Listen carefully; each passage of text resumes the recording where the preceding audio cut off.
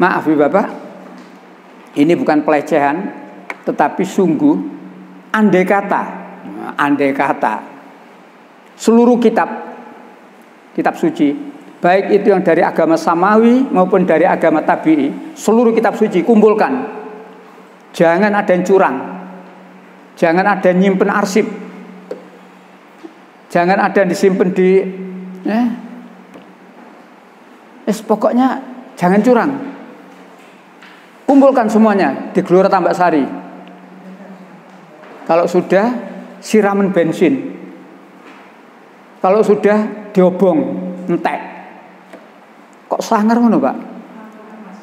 Nah, berarti semua agama tidak memiliki kitab suci yang sudah dibakar habis. Aku duwe flash disk Pak, curang berarti. Nanti nyimpen flash disk berarti curang. Pokoknya tidak boleh curang, betul-betul habis. Begitu sih, terbakar habis. Pertanyaannya, kitab suci yang mana yang bisa ditemukan kembali?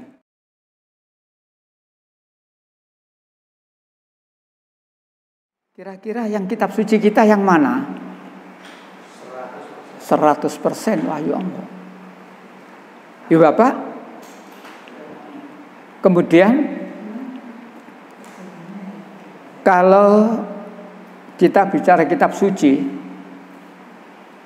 dari kitab suci yang saya sebutkan tadi, keistimewaan Al-Quran yang Ibu Bapak katakan adalah 100% firman Allah. Keistimewaan Al-Quran dibanding yang lain nopo?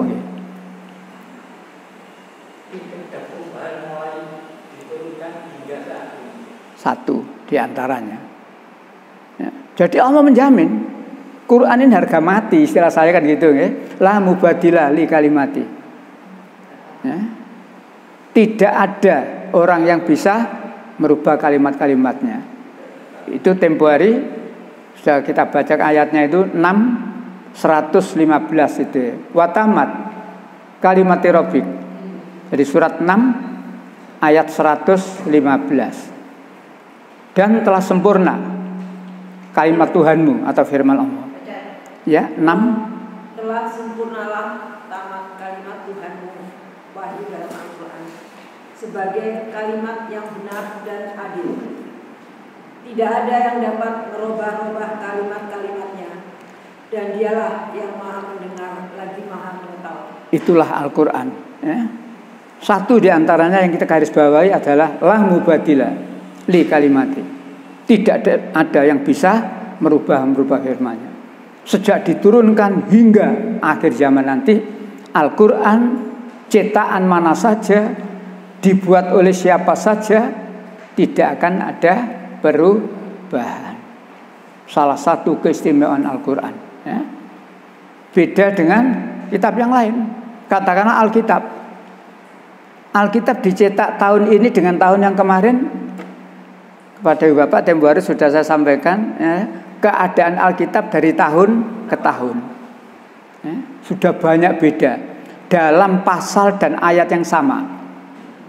Belum lagi pasal ini dibanding dengan pasal itu, ayat ini dibanding dengan ayat itu.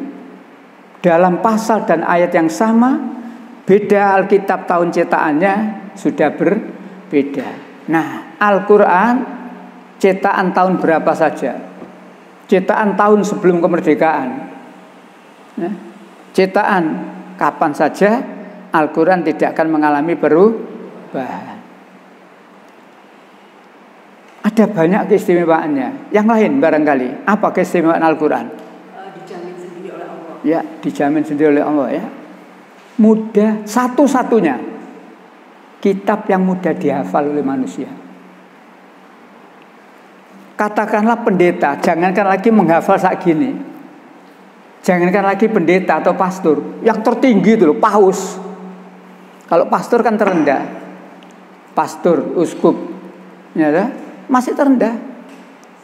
Yang tertinggi paus, yang topinya putih kecil itu, suruh menghafalkan ini.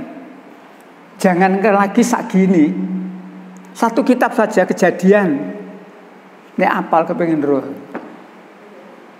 Ya, termasuk buku-buku atau kitab-kitab lain profesor, doktor di bidang biologi katakanlah, membuat buku tentang biologi, dikarang sendiri, dikonsep sendiri, diketik sendiri, setelahnya jadi, ayo suruh menghafalkan kalau dia bisa.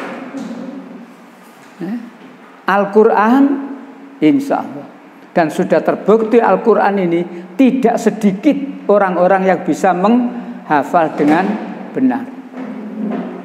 Bahkan orang yang tidak beragama Islam pun, tetangganya masjid, kalau dia mendengar ketika sholat yang bacanya jahar, Al-Fatihah dibaca, karena seringnya dia mendengar, walaupun dia tidak Islam, apa loh Pak Al-Fatihah Pak? Itulah Al-Quran, satu-satunya kitab ya, yang mudah dihafal. Makanya kalau kita ingin menunda kepikunan, nah kan gitu loh. Kalau kita ini ingin menunda kepikunan, banyak membaca, terutama membaca Al-Quran. Nah, banyak keistimewaan Al-Quran itu, ya. Termasuk satu-satunya kitab yang paling banyak dibaca di dunia ini, Al-Quran. Dengan selisih waktu, Surabaya sudah masuk waktu, katakanlah duhur, Lamongan belum. Selisih berapa menit? Lamongan masuk waktu duhur, Semarang belum, dan seterusnya. Berarti Surabaya baca Quran, mungkin Lamongan belum baca. Sekian menit nyusul, sini belum selesai, nyusul. Manusia membaca Al-Quran tidak akan pernah berhenti dengan perbedaan waktu itu. Apalagi sholat itu 5 kali sehari. Adapun Alkitab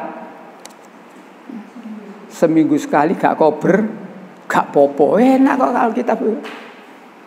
Maaf ya Bapak, ini bukan pelecehan, tetapi sungguh andai kata seluruh kitab suci, baik itu yang dari agama samawi maupun dari agama tabi'i, seluruh kitab suci kumpulkan. Jangan ada yang curang, jangan ada yang nyimpen arsip, jangan ada yang disimpan di pokoknya jangan curang. Kumpulkan semuanya di Gelora Tambak Sari. Kalau sudah siraman bensin, kalau sudah diobong entek. Kok sangar ngono, Pak? Nah, berarti semua agama tidak memiliki kitab suci yang sudah dibakar habis. Aku duwe flash disk Pak, curang berarti. Nanti nyimpen flash disk berarti curang. Pokoknya tidak boleh curang, betul-betul habis. Begitu sih, terbakar habis. Pertanyaannya, kitab suci yang mana yang bisa ditemukan kembali? Al-Quran. Mengapa demikian? Banyak ngapa? Panggil saja santri-santri yayasan, kan gitu ya. Latifatul Qalbi. 30 orang, per orang 1 juz. Lebih-lebih kalau dipanggilkan ya, anak-anak dari pesantren yang memang jurusannya tahfidzul Quran. Kalau ingin cepat selesai, panggil 114 santri. Tiap santri cuma 1 surat, beres. Apapun alasannya, tapi ini fakta.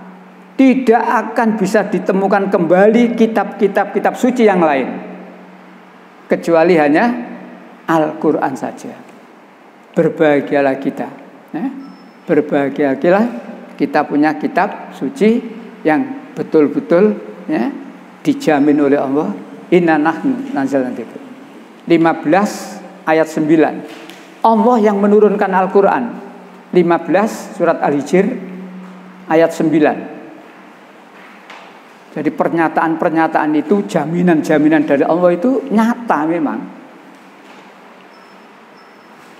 Sesungguhnya kamilah yang menurunkan Al-Quran, dan pasti kami pula yang memeliharanya. Allah yang memelihara. Bagaimana cara memelihara? Bukan terus mendirikan seperti pemilu ada pos itu, enggak. Cara memeliharanya adalah dimudahkan bagi orang-orang yang memang berusaha menghafal Al-Quran, dimudahkan. Sehingga andai kata seperti tadi Quran dibakar habis, kita tidak akan bingung untuk menyusun